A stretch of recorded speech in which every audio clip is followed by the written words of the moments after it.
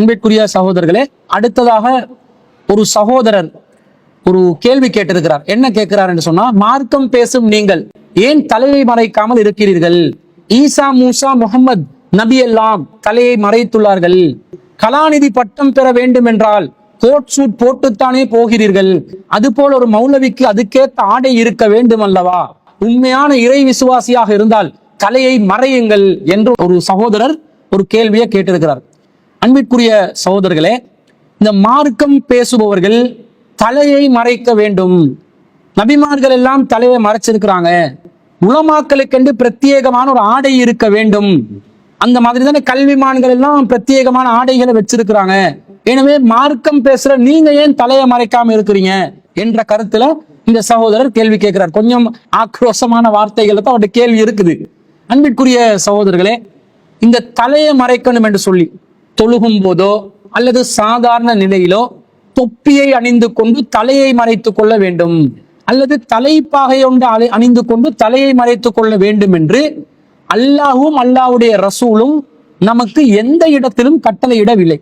அப்படி கட்டளையிட்டு இருந்தார்கள் என்று சொன்னால், வழிகாட்டி இருந்தார்கள் என்று சொன்னால், இந்த கேள்வியை கேட்கக்கூடிய சகோதரரை விட மிக உறுதியாக அதை கடைபிடிக்கக்கூடியவர்களாக நாங்கள் இருப்போம்.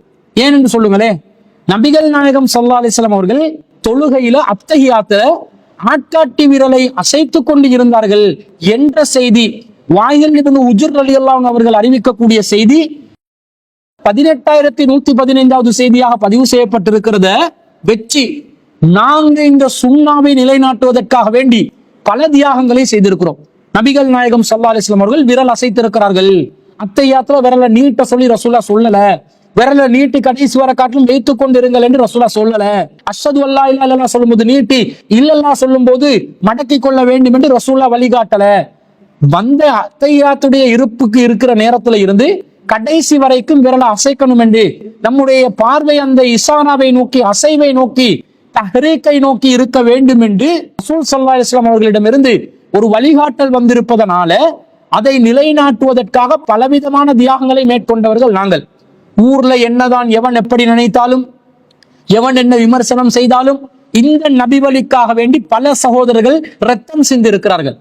அப்ப ரசூல்லா தலையை மறைக்க வேண்டும் என்று நமக்கு வழிகாட்டி இருந்தா, கேள்வி கேட்கிற உங்களை விட பல மடங்கு அதற்காக வேண்டி நாங்கள் உயிரோட்டமாக நாங்கள் போராடி இருப்போம்.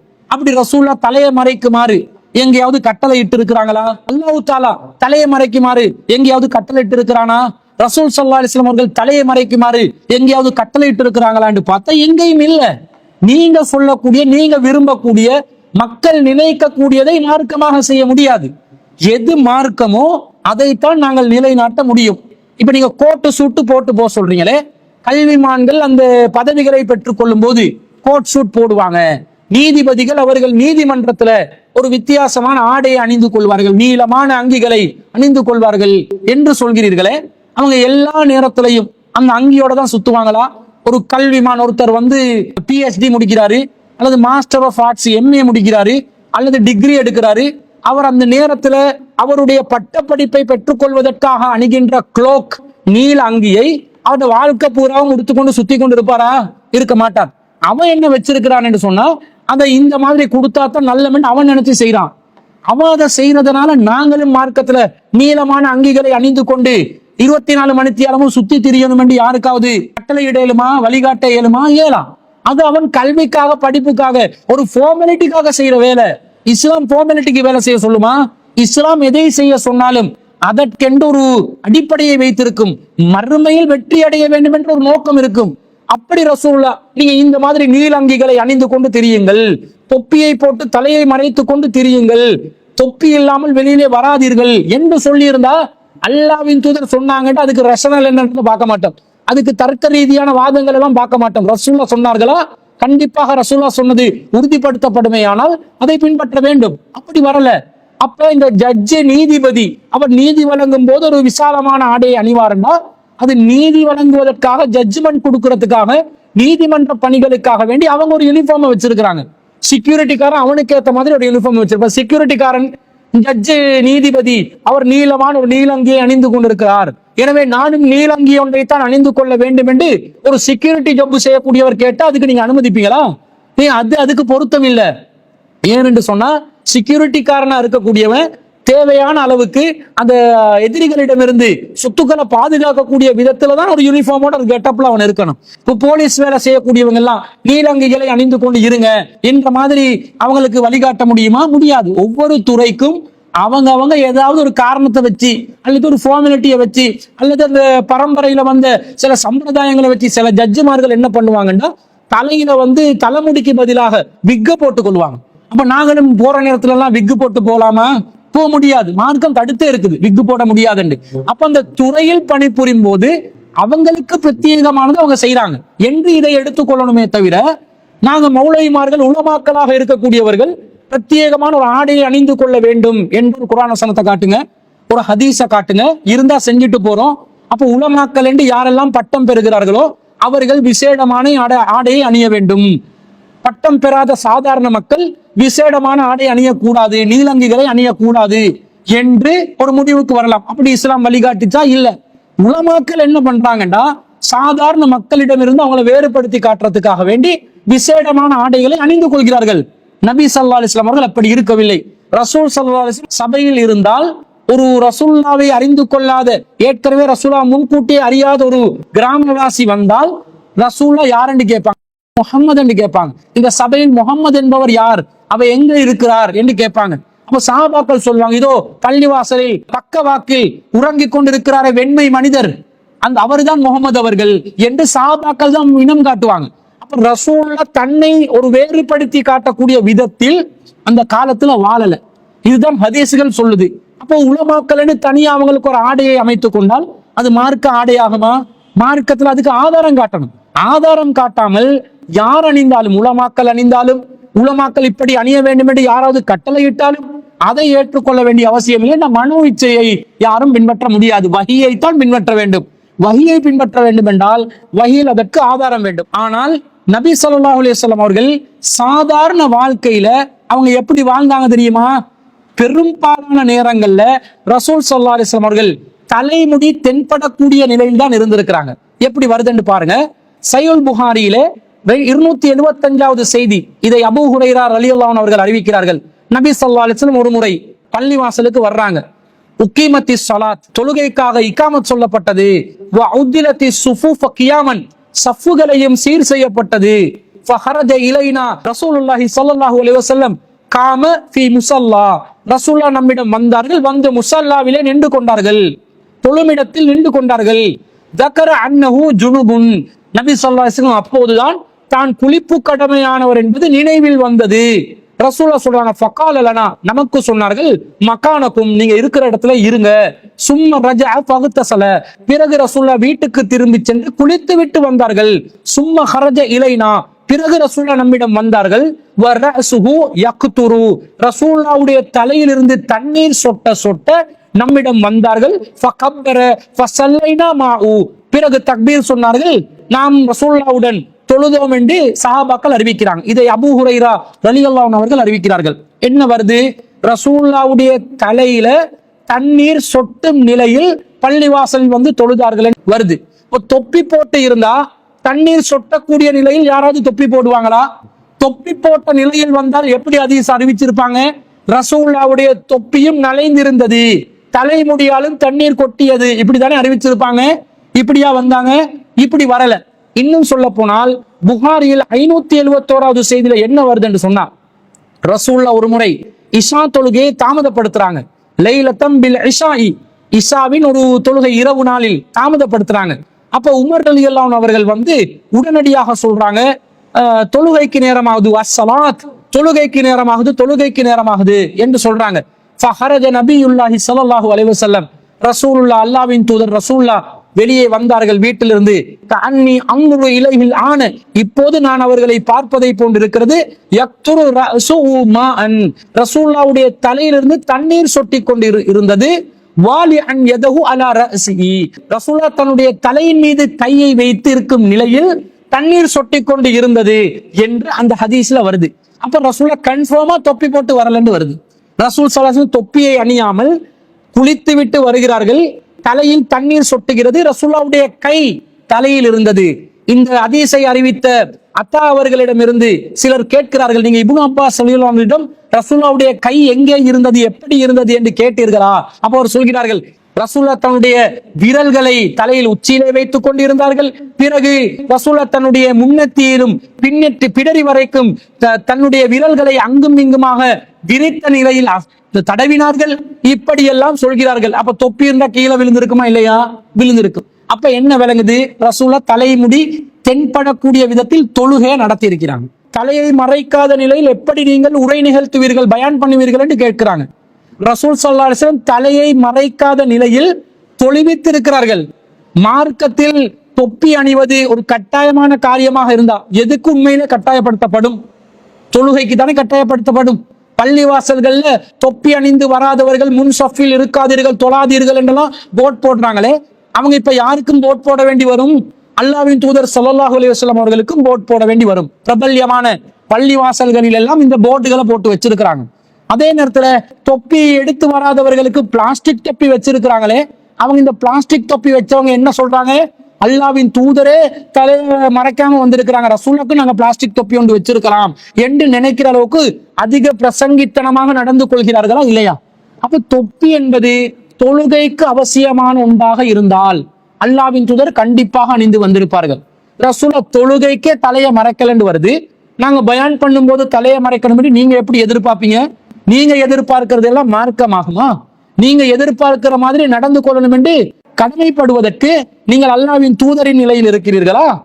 ரசூல் ஸல்லல்லாஹு அலைஹி வஸல்லம் என்று சொன்னா கேட்கணும். யாரு மனிதர்கள், எந்த உலமாக்கள், யாரு பெரியவர்கள், எவர்கள் சொன்னாலும் அல்லாஹ்வின் தூதருடைய சொல்லுக்கு நிகரானதாக அந்த சொல்லி ஆக்க முடியாது. இன்னும் சொல்ல போனால் நபி ஸல்லல்லாஹு அலைஹி வஸல்லம் அவர்கள் தலை திறந்த நிலையில் பெரும்பாலும் இருந்திருக்கிறார்கள் என்பதற்கு ஏராளமான செய்திகள் வருது. நசாயில 5219வது செய்தியில வருது, ராயித்துன் நபி ஸல்லல்லாஹு அலைஹி வஸல்லம், பரா என்பவர் அறிவிக்கிறார், நான் நபி ஸல்லல்லாஹு அலைஹி வஸல்லம் அவர்களை பார்த்தேன். வ அலைஹி ஹுல்லத்துன் அம்ராஹு, ரசூலுல்லாஹ்விடம் ஒரு சிவப்பு நிறை சால்வை ஒன்று இருந்தது. முத்தரஜ்ஜிலன், அதை நபி ஸல்லல்லாஹு அலைஹி வஸல்லம் அவர்கள் தலை வாரிய நிலையில் அழகாக தலைகளை வாரிக்கொண்டு அந்த சிவப்பு நிறை சால்வையை அணிந்து கொண்டு வந்தார்கள்.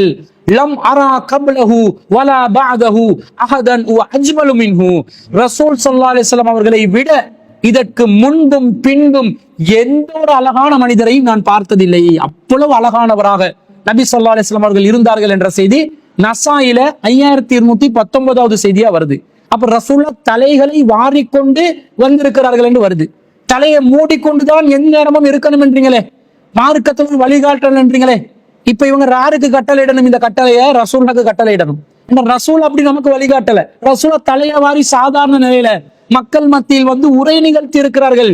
ஒரு சிவப்பு நிற சால்வையை மேனியில் போட்டுக்கொண்டு வந்திருக்கிறார்கள்.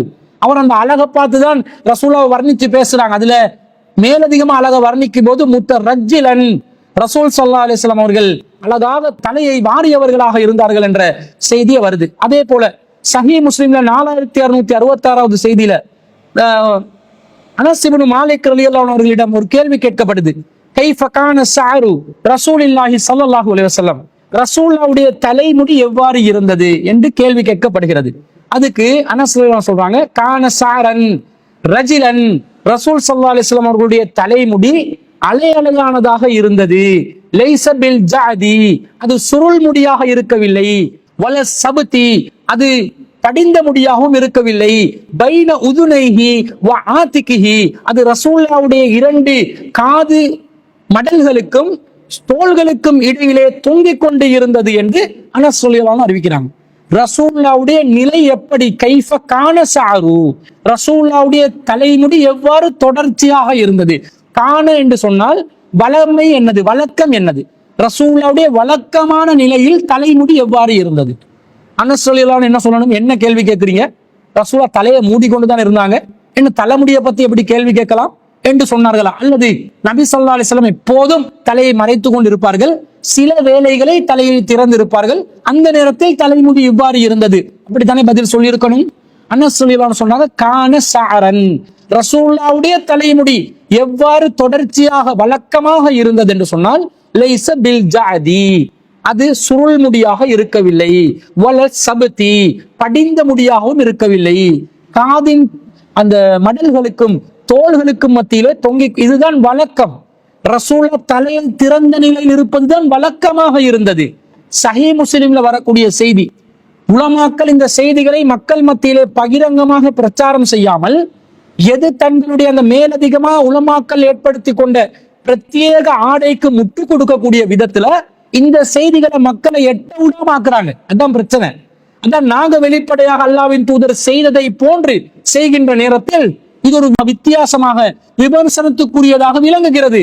அல்லாஹ்வின் தூதருடைய தலைமுடி திறந்த நிலையில் தான் வழக்கமாக இருந்திருக்கிறது என்பதற்கு இது ஒரு ஆதாரமாக இருக்கிறது. அது மாத்திரம் அல்லாமல் சஹீஹ் முஸ்லிம்ல 4680வது செய்தியில சிமாக் இப்னு ஹர்ப் என்று சொல்லக்கூடிய ஒருவர் அறிவிக்கிறார், ஜாபிர் இப்னு சமரா ரலியல்லாஹு அன்ஹு அவர்களிடம் அவர் கேட்கிறார், சுயில அன் ஷைபின் நபி ஸல்லல்லாஹு அலைஹி வஸல்லம், ரசூலுல்லாஹ்வுடைய நரைமுடி பற்றி ஜாபிர் இப்னு சமரா ரலியல்லாஹு அன்ஹு அவர்களிடம் கேட்கப்படுகிறது. அப்ப சொல்றாங்க, கான இதா தஹன ரஸு லம் யுரா மின்ஹு, ரசூலுல்லாஹ் தலைமுடிக்கு எண்ணெய் தேய்த்திருந்தால் நரைமுடி விளங்காது. வ இதா லம் யதுஹுனு ருய மின்ஹு, ரசூலுல்லாஹ் தலைக்கு எண்ணெய் தேய்க்காத நிலையில் இருந்தால் அந்த தலைமுடி நரைத்த முடி நமக்கு விளங்கும் என்று சொல்கிறார்கள். அப்ப என்ன இந்த ஹதீஸ் சொல்லுது? ரசூலுல்லாஹ்வுடைய வளமையான நிலை என்னன்றதுதான் இதுவும் காட்டுது. ரசூலுல்லாஹ்வுடைய நரைத்த முடி சம்பந்தமா கேட்கிறாங்க. இப்ப அப்ப நரைத்த முடி சம்பந்தமா கேட்டா என்ன சொல்றாங்க? எண்ணெய் தேய்ச்சிருந்தா நரைச்ச முடி விளங்காது, எண்ணெய் தேய்க்காம இருந்தா விளங்கும் என்றா என்ன அர்த்தம்? ரசூலுல்லாஹ் எப்பையும் தலைமுடி விளங்குற நிலையில தான் இருந்திருக்கிறாங்க. அதான் காணன்றாங்க. காண இதா தான, ரசூலுல்லாஹ் எப்போதும் தலைக்கு எண்ணெய் தேய்த்து கொண்டிருப்பார்கள். ரஹ்சஹு, அந்த நேரத்தில் ரசூலுல்லாஹ்வுடைய நரமுடி விளங்காது. வைதா லம் யதுஹுனு, ஒரு சில வேளை எண்ணெய் தேய்க்காமல் இருந்தால் ருய மின்ஹு, நரைமுடி வெளியில் தெரியும் என்று சொல்கிறார்கள். அப்ப வளமை எது? ரசூலுல்லாஹ் தலைமுடி தென்படும் விதத்தில் இருந்திருப்பதுதான் வளமையாக இருந்திருக்கிறது. சஹீஹ் முஸ்லிம்ல இந்த செய்தியை நாங்க பார்க்கிறோம். இன்னும் சொல்ல போனால் நபி தோழர்கள் எந்த அளவுக்கு ரசூலுல்லாஹ் உன்னிப்பா கவனிச்சு பேசியிருக்கிறாங்கன்னு பாருங்க. நபி ஸல்லல்லாஹு அலைஹி வஸல்லம் அவர்களுடைய தலைமுடி நரைத்த முடி சம்பந்தமாக அபூ ஹுரைரா ரலியல்லாஹு அன்ஹு அவர்கள் அறிவிக்கக்கூடிய செய்தி புகாரியிலே 3548வது செய்தியா வருது. அதுல சொல்றாங்க, ஃபதவஃபா உல்லாஹு, அல்லாஹ் ரசூலுல்லாஹ்வை வஃபாத்தாக்கினான். வலைஸ ஃபீ ரஹ்ஸிஹி வ லிஹியதிஹி, ரசூலுல்லாஹ்வுடைய தலையிலும் தாடியிலும் இஸ்ரூன ஸஅரத்தன் பைலா, 20க்கு மேலே நரைமுடிகள் இல்லாத நிலையில்தான் அல்லாஹ் தஆலா நபி ஸல்லல்லாஹு அலைஹி வஸல்லம் அவர்களை வஃபாத்தாக்கினான் என்று இந்த செய்தி வருகிறது. அப்படி என்ன அர்த்தம்? எல்லா நிலையிலும் ரசூலுல்லாஹ்வுடைய தலைமுடி எந்த மாதிரி இருந்துச்சு கவனிச்சு கொண்டே இருந்திருக்கிறாங்க. மக்கள் கவனிக்கக்கூடிய விதத்தில் தான் அல்லாஹ்வின் தூதர் ஸல்லல்லாஹு அலைஹி வஸல்லம் அவர்கள் தலையை தென்படும் விதத்தில் ரசூலுல்லாஹ் வாழ்ந்திருக்கிறாங்க. தலையை மறைக்கணும் என்று உலமாக்கள் சொன்னா உலமாக்கள் ஆதாரத்தை காட்டணுமா இல்லையா? உலமாக்கள் தலையை மறைச்சுதான் இருக்கணும் என்று சொன்னா அதுக்கு ஆதாரம் இருக்கணுமா இல்லையா? ரசூலுல்லாஹ்வே எப்படி இருக்கிற நம்ம உயிரினும் மேலான அகிலத்தின் அருட்கொடையான நபிமார்களின் முத்திரையான நம்முடைய தலைவர் அல்லாஹ்வின் தூதர் ஸல்லல்லாஹு அலைஹி வஸல்லம் அவர்களே தலையை மறைக்காம தான் இருந்திருக்கிறாங்கன்னு சொன்னா யாரு முஃப்திமார்கள், ஷேகுமார்கள், அல்லாமாக்கள், கிபாருல் உலமாக்கள் வந்து தலையை மறைக்கணும் என்று சொன்னா நம்ம அதை ஏற்றுக்கொள்ளணும் என்றதுக்கு என்ன தேவை இருக்குது? அல்லாஹ்வின் தூதரை விட இவர்கள் எல்லாம் பெரியவர்களா? நம்மை விட பெரியவர்களாக இருக்கலாம், அல்லாஹ்வின் தூதரை விட இவர்கள் யாரும் பெரியவர்கள் அல்ல. எனவே இதை நாங்கள் கடைபிடிக்க வேண்டிய அவசியம் இல்லை என்பதை நாங்கள் விளங்கிக் கொள்கிறோம். இப்படி ஏராளமான சான்றுகள் தலையை நபி ஸல்லல்லாஹு அலைஹி வஸல்லம் அவர்கள் வெளிப்படையாக விளங்கும் விதத்தில் வைத்திருந்தார்கள் என்பதற்கு ஆதாரம் நமக்கு கிடைக்கிறது. ஆனா தலையை மறைக்கணும் என்று சிலர் சொல்றாங்களே, அவங்க அதுக்கு ஒரு சில ஹதீசுகளை ஆதாரமா காட்டுவாங்க. என்ன ஹதீஸ காட்டுவாங்கன்னு சொன்னா, ஒரு முறை உமர் இப்னு கத்தாப் ரலியல்லாஹு அன்ஹு அவர்கள் சொன்னதாக ஒரு செய்தி வருது. அவங்க சொல்றாங்க, சமீபத்து ரசூலுல்லாஹி ஸல்லல்லாஹு அலைஹி வஸல்லம், ரசூலுல்லாஹ்விடம் நான் ஒரு சொல்லை கேட்டேன். அஷ்ஹுஹதாஉ அர்பஅத்துன், ஷஹீதுகள் 4 வகையினர்கள். ஃபதாலிகல்லதி யர்ஃபஉ நாசு இலைஹி அயுனஹும் யௌமல் கியாமா, இவ்வாறுதான் மக்கள் தங்களுடைய கண்களை உயர்த்தி மறுமையில் பார்ப்பார்கள் என்பதை சொல்லி காட்டும் பொழுது உமர் ரலியல்லாஹு அன்ஹு அவர்கள் தங்களுடைய தலையை உயர்த்தினார்கள். ஹத்தா வகஅத் கலன்சுவத்துஹு, உமர் ரலியல்லாஹு அன்ஹு அவர்களுடைய கலன்சுவத் தொப்பி கீழே விழும் வரைக்கும் அவர்கள் தலையை உயர்த்தினார்கள். அப்ப தலையை உயர்த்தி அண்ணாந்து பார்த்திருக்கிறாங்க, தலையில் இருந்த தொப்பி கீழே விழுந்ததாக ஒரு செய்தி ஜாமியு திர்மிதியில 1568வது செய்தியாகவும் அஹ்மதுல 145வது செய்தியாகவும் வருகிறது. இந்த செய்தியை வச்சு உமர் ரலியல்லாஹு அன்ஹு அவர்கள் தொப்பி போட்டு இருந்தாங்க. அவங்களோட தலையில அவங்க தொப்பிய கியாமத் நாள்ல ஏற்படுற ஒரு நிகழ்வு சம்பந்தமாக சொல்லும் போது தலையில் இருந்த தொப்பி கீழே விழுந்தது. அறிவிப்பாளர் சொல்கிறார், ஃபமா அதிரி அக்கலன் சுவத்த உமர் அராத அம் கலன் சுவத்தன் நபி ஸல்லல்லாஹு அலைஹி வஸல்லம். தொப்பி கீழே விழுந்ததா வந்தது உமர் ரலியல்லாஹு அன்ஹு அவர்களுடைய தொப்பியா ரசூலுல்லாஹ்வுடைய தொப்பியா என்று எனக்கு தெரியவில்லை என்று அறிவிப்பாளர் சொன்னதாக வருது. அப்ப இது ஒரு சர்ச்சைக்குரிய சந்தேகத்துக்குரிய நிலையில் உள்ள ஒரு செய்தி. உமர் ரலியல்லாஹு அன்ஹுடைய தலையிலிருந்து தொப்பி விழுந்துச்சா ரசூலுல்லாஹ்வுடைய தலையிலிருந்து தொப்பி விழுந்துச்சாண்டு அறிவிப்பாளரே சர்ச்சையில தான் அறிவிக்கிறார், சந்தேகத்துல தான் அறிவிக்கிறார். அது உமர் ரலியல்லாஹு அன்ஹு அவர்களுடைய தொப்பியாக இருந்தால் நமக்கு மார்க்கத்துல நபி தோழர்களை பின்பற்ற வேண்டிய அவசியம் இல்லை. ரசூலாவே தலையை திறந்துதான் பெரும்பாலும் இருந்திருக்கிறாங்க என்னும் போது, தலையை மூடுமாறு தொப்பி அணியுமாறு கட்டளை விடாமல் இருந்திருக்கும் போது ஒரு நபி தோழர் அவ்வாறு செய்தார் என்பதை வைத்து நாங்கள் மார்க்கத்துல தலையை மூடணும் என்ற முடிவு எடுக்க இயலாது. அவ்வாறு இது உமர் ரலியல்லாஹு அன்ஹு அவர்களுடைய செயல் இல்லை, ரசூலுல்லாஹ்வுடைய செயல்தான் என்று முடிவெடுத்தாலும் இந்த செய்தி ஆதாரபூர்வமான செய்தி இல்லை. ஏனென்று சொன்னால் இந்த செய்தியிலே இடம்பெறக்கூடிய அபு யசீதுல் என்று சொல்லக்கூடிய ஒருவர் இடம்பெறுகிறார். அதே போன்று இப்னு லஹீஹா என்று ஒருவர் இடம்பெறுகிறார். இந்த ரெண்டு பேரும் கடுமையான பலவீனமானவர்கள். அபு யசீத் கௌலானி என்பவர் யாரென அறியப்படாத மஜ்ஹூலான நிலையில் இருக்கக்கூடிய ஒருவர். அதே நேரத்துல அப்துல்லா இப்னு லஹீஹா இப்னு உக்பத் அபு அப்துர் ரஹ்மான் அல் பஸரி என்று சொல்லக்கூடியவர் கடுமையான ஒரு பலவீனமான அறிவிப்பாளர் என்பது அல்-லுஅஃபா வல் மத்ரூகின் என்ற பலவீனமான அறிவிப்பாளர்கள் சம்பந்தப்பட்ட புத்தகத்துல பதிவு செய்யப்பட்டிருக்கிறது. அப்ப இந்த செய்தி பலவீனமான செய்தி. இந்த செய்தியை வச்சு நாங்க தொப்பி அணியணும் என்று முடிவெடுப்பது எந்த வகையிலும் நியாயமானது கிடையாது. இரண்டாவதாக ஒரு செய்தியை ஆதாரமா காட்டுறாங்க. என்னென்று சொன்னா நபி ஸல்லல்லாஹு அலைஹி வஸல்லம் அவர்கள் சொன்னதாக ருக்கானா என்பவர் அறிவிக்கிறார், சமயத்து ரசூலுல்லாஹி ஸல்லல்லாஹு அலைஹி வஸல்லம் யகூல் இன்ன ஃபர்கமா பைனனா வ பைனல் முஷ்ரிகீன். முஷ்ரிகீன்களுக்கும் எங்களுக்கும் மத்தியில் உள்ள வித்தியாசம் என்னன்னு சொன்னா அல் அமாயிமு அலல் கலானிசி, தொப்பிக்கு மேல் தலைப்பாகை போடுவதுதான் என்று நபி ஸல்லல்லாஹு அலைஹி வஸல்லம் அவர்கள் சொன்னதாக ஒரு செய்தி அறிவிக்கப்படுகிறது. இந்த செய்தி திர்மிதியில 1706வது செய்தியாகவும் அபூதாவுதுல 3556வது செய்தியாகவும் பதிவு செய்யப்பட்டிருக்கிறது. அப்ப இந்த செய்தியை வச்சு முஸ்லிம்களுக்கும் முஸ்லிம்களுக்கும் உள்ள வித்தியாசம் தொப்பிக்கு மேல தலப்பா போடுறது, அப்ப நாங்க தொப்பி போடணும் தலப்பா போடணும் என்று சிலர் சொல்கிறார்கள். முதலாவது இந்த செய்தி பலவீனமான செய்தி. இதை பதிவு செய்த இமாம் திர்மிதி அவர்களே ஹாதா ஹதீஸுன் கரீபுன், இது ரொம்ப அரிதான ஒரு செய்தி, வ இஸ்னாதுஹு லைஸ பில் காயிமி, இதனுடைய அறிவிப்பாளர் வரிசை உறுதியாக நிற்கக்கூடிய ஒன்று இல்லை. வலா நஅரிஃபு அபுல் ஹஸனில் அஸ்கலானிய, இந்த செய்தியை அறிவிக்கக்கூடிய அறிவிப்பாளர் ஒருவரான அபுல் ஹசன் அல் அஸ்கலானி என்பவரை நாம் அறியவில்லை. வலபுன ருக்கானா, இப்னு ருக்கானா என்பவரையும் நாம் அறியவில்லை என்று சொல்லி இமாம் திர்மிதி அவர்களே இந்த செய்தி பலவீனமான செய்தி என்று சொல்றாங்க. அப்ப இந்த செய்தி ஆதாரத்துக்குரிய ஒரு செய்தி இல்லை. இதை பதிவு செய்த இமாமே இதை மறுத்திருக்கிறாங்க, இந்த செய்தி சகியான செய்தி இல்லை என்று. இன்னொரு விஷயம் என்னண்டா, இதுல கருத்து பாருங்க, கருத்து என்ன வருது, முஸ்லிமுக்கும் முஷ்ரிக்குக்கும் உள்ள வித்தியாசம் தொப்பிக்கு மேல தலைப்பாகை அணிவது என்றுதான் வருகிறது. தொப்பிக்கு மேல தலைப்பாகை அணிவதுதான் முஸ்லிம்களுக்கும் முஷ்ரிக்கீன்களுக்கும் வித்தியாசம் என்று சொன்னா ஒவ்வொரு முஸ்லிமும் என்ன செய்யணும், தொப்பியையும் போட வேண்டும் தலைப்பாகையும் போட வேண்டும். இப்ப தொப்பியை சுன்னத்தென்று சொல்லக்கூடியவர்கள் தலைப்பாகையை சுன்னத்தென்று ஏன் அணியாமல் இருக்கிறார்கள்? ஒவ்வொரு முஸ்லிமும் தலைப்பாகையை போடணுமா இல்லையா? அது உலமாக்களுக்கு மட்டும் செப்பரேட் பண்ணிட்டாங்க. அது உலமா மட்டும் போடணும். உலமாக்கள் கூட எந்த நேரமும் போட்டு இருப்பாங்களா? தொழுவிக்கும் போது மட்டும் போடுவாங்க. எங்கால இந்த சட்டம் எல்லாம் எடுத்தீங்க? முதல்ல அதை சொல்லுங்க. இந்த சட்டம் எல்லாம் எங்கால எடுத்தீங்க? உலமாக்களா இருக்கிறீங்க, உலமாக்கள் இருப்பவர்கள் தான் தலைப்பாகையை போடணும் வேண்டும். பெரும்பாலான நேரங்களில் தொப்பியை மட்டும் போடணும் வேண்டும். சில நேரங்கள்ல மட்டும் தலைப்பாகையை சேர்த்து போடணும் வேண்டும். சட்டம் எடுக்கிறீங்களே, இது எங்கால எடுத்தீங்க? இந்த செய்தியின் படி தொப்பி அணிய வேண்டும் என்று வாதிடுவதாக இருந்தால் ஒவ்வொரு முஸ்லிமும் எந்த நேரத்திலும் வெளியே வரும்போது தொப்பியும் இருக்கணும் தலைப்பாகையும் இருக்கணும். அது உலமாவா இருந்தாலும் உலமாவா இல்லாவிட்டாலும், உலமாவாக இருந்தாலும் எந்த நேரமும் தலைப்பாக இருக்க வேண்டும். தொழுவிக்கும் நேரத்திலும் சரி, தொழுவிக்காத நேரத்திலும் சரி. யாராவது கடைபிடிக்கிறாங்களா? கடைபிடிக்கல.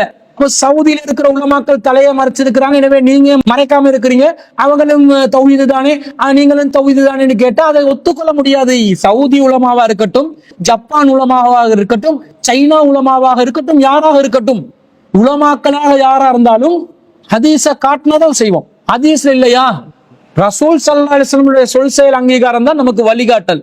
உலமாக்களுடைய சொல் செயல் அங்கீகாரம் நமக்கு மார்க்க ஆதாரம் கிடையாது என்பதை விளங்கிக் கொள்ள வேண்டும். அதே போல இன்னொரு செய்தி ஜாதுல் மஆதுல வருது, கானத் லஹு இமாமத்துன் துஸம்மா அஸ்ஸிஹாப்.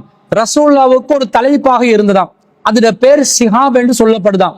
கஸா அலியன், அதை ரசூல் ஸல்லல்லாஹு அலைஹி வஸல்லம் அலி ரலியல்லாஹு அன்ஹு கொடுத்துட்டாங்க. வயல்பசு தஹ்தஹல் கலன்ஸ்வத, இந்த தலைப்பாகையை தொப்பிக்கு மேலே அணிவார்கள். வக்கான எல்பசுல் கலன்ஸ்வத பிகைரி இமாமத்தின், தலைப்பாகை இல்லாமலேயே இந்த தொப்பியை அணிவார்கள். வயல்பசுல் இமாமத் பிகைரி கலன்ஸ்வதி, தொப்பி இல்லாமலேயே தலைப்பாகையும் அணிவார்கள் என்று ஜாதுல் மஆதுல ஒரு செய்தி வருகிறது. இந்த செய்தி ஜாதுல் மஆதுல முதலாவது பாகத்துல 130வது பக்கத்துல வருது. இது ஒரு செய்தியை வச்சு தலைப்பாகை தொப்பி அணியணும் என்றாங்க. இந்த நூலாசிரியர் இப்னுல் கையூம் என்பவர் ஹிஜ்ரி 691வது ஆண்டுல பிறந்தவர், 751வது ஆண்டுல தான் வஃபாத் ஆகிறாரு. இப்ப ரசூலுல்லாஹ்வுக்கு எத்தனையோ நூற்றாண்டுகளுக்கு பிறகு வந்த ஒரு நூலாசிரியர், ஒரு மார்க்க அறிஞர் சொல்கின்ற பதிவு செய்யற ஒரு செய்தி. இதுக்கு இவர் அறிவிப்பாளர் தொடர காட்டணுமா இல்லையா? ரசூலுல்லாஹ்விடமிருந்து இதை யாரு கேட்டார்? அவருக்கு யாரு சொன்னார்? அவருக்கு யாரு சொன்னது? ரசூலுல்லாஹ்விடமிருந்து இந்த செயலை யாரு பார்த்தது? அவரிடமிருந்து யார் அறிவித்தது? அவரிடமிருந்து யார் இப்படியெல்லாம் சொல்லணுமா இல்லையா?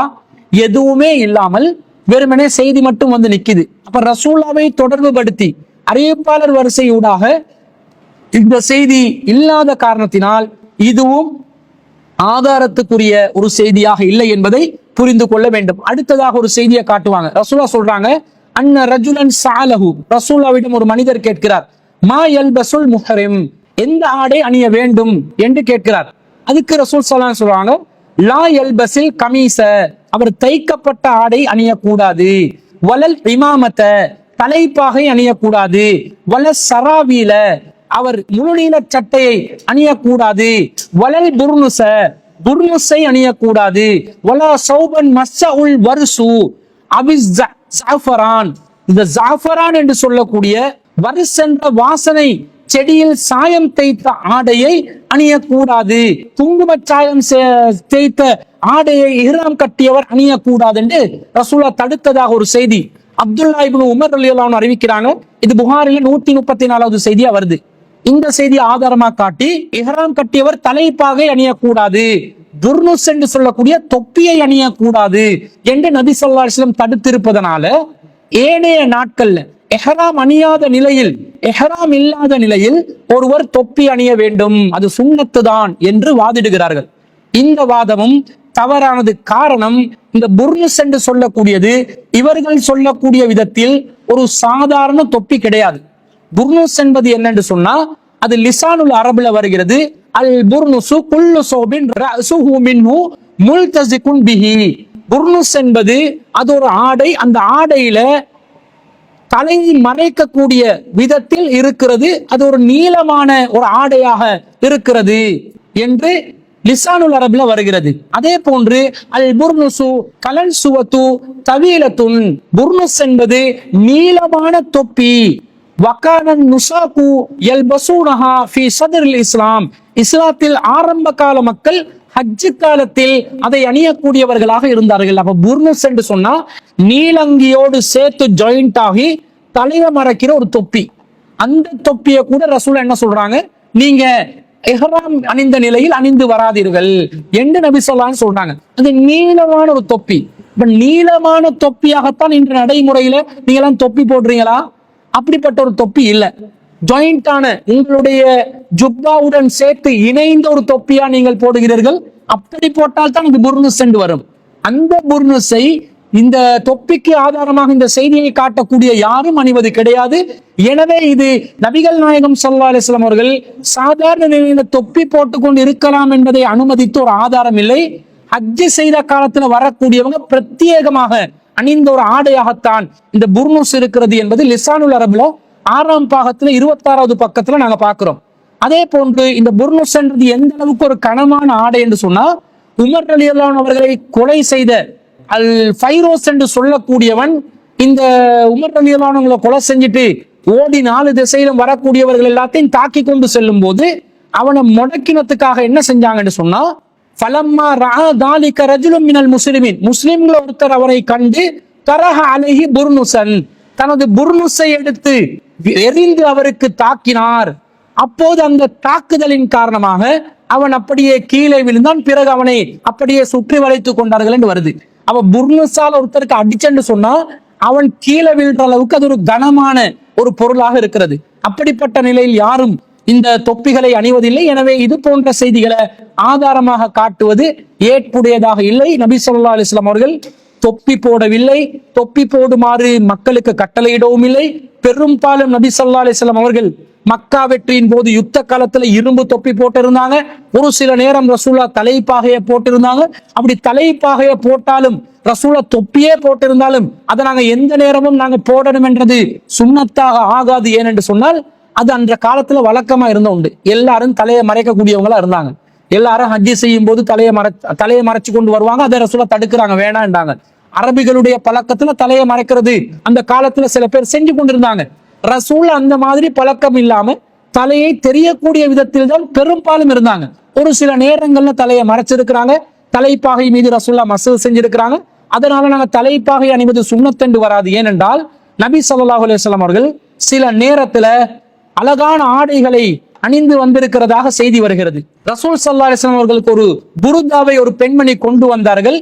அப்ப அந்த புர்தா என்பது ரொம்ப அழகான மன்சூயத்துன் ஃபீஹா ஹாசியத்துஹா, அதிலே கரை வைத்து நெய்யப்பட்ட ஒரு சால்வையாக ரொம்ப அழகான வடிவத்தில் அந்த புர்தா இருந்தது என்று வருகிறது. அப்ப கரை வைத்து நெய்ந்த அழகான ஒரு ஆடையை அணிவது சுன்னத்தண்டு யாராவது கட்டளையிடுவார்களா? இடமாட்டார்கள். இந்த செய்தி புகாரில 6036வது செய்தியா பார்க்கிறோம். அதே போன்று நபி ஸல்லல்லாஹு அலைஹி வஸல்லம் அவர்கள் ஒரு முறை தன்னுடைய இயற்கை தேவையை நிறைவு செய்து உலு செய்வதற்காக வருகிறார்கள். வ அலைஹி ஜுப்பத்துன் ஸஅமியத்துன், ரசூலுல்லாஹ்விடம் ஒரு ஜுப்பா இருந்தது, ஸ்வெட்டர் இருந்தது, அதாவது குளிராடை ஒன்று இருந்தது. அப்ப ஸ்வெட்டர் அணிவது, ரசூலுல்லாஹ் ஸ்வெட்டர் அணிஞ்சிருக்கிறாங்க, குளிராடை அணிந்திருக்கிறாங்க, இறுக்கமா வேற அணிஞ்சிருக்கிறாங்க. எனவே நாங்களும் ஸ்வெட்டர் அணிவது சுன்னத்தென்று யாராவது வாதிட முடியுமா? வாதிட முடியாது. அது தேவைக்காக ஒருவர் செய்வது. இது புகாரில 363வது செய்தி. அது தேவைக்காக ஒருவர் செய்வது, தேவைக்காக ஒருவர் செய்வது மார்க்கத்தில் ஒரு வழிகாட்டலா வரணும் என்று சொன்னா ரசூலுல்லாஹ் கண்டிப்பாக அதை கட்டளையின் ஊடாக வழிகாட்டி இருப்பார்கள். அப்படி தொப்பிக்காக எந்த கட்டளையும் பிறப்பிக்கப்படாததுனால தொப்பி அணிவது சுன்னத்து கிடையாது. விரும்பியவர் அணிந்து கொள்ளலாம், அணிந்துதான் ஆக வேண்டும் என்று யாரும் கட்டளையிட முடியாது. அவ்வாறு கட்டளையிட்டால் அது மார்க்கத்துல புதிதான ஒரு காரியத்தை, பித்அத்தை உருவாக்கியதாக கருதப்படும். ரசூலுல்லாஹ்வுடைய தலைமுடி பெரும்பாலும் வெளியே தெரியக்கூடிய நிலையில் தான் இருந்தது. அதுதான் ரசூலுல்லாஹ்வுடைய வழக்கமாக இருந்திருக்கிறது. ஒரு சிறு விரல் விட்டு எண்ணக்கூடிய நேரங்கள்ல, யுத்த களங்கள்ல அல்லது குளிரின் காரணமாக தன்னுடைய தலையை ரசூல் ஸல்லல்லாஹு அலைஹி வஸல்லம் அவர்கள் மறைத்திருக்கிறார்கள் என்பதைத்தான் நாங்கள் ரசூல் ஸல்லல்லாஹு அலைஹி வஸல்லம் அவர்களுடைய ஹதீஸ்களை ஆய்வு செய்கின்ற நேரத்தில் புரிந்து கொள்கிறோம்.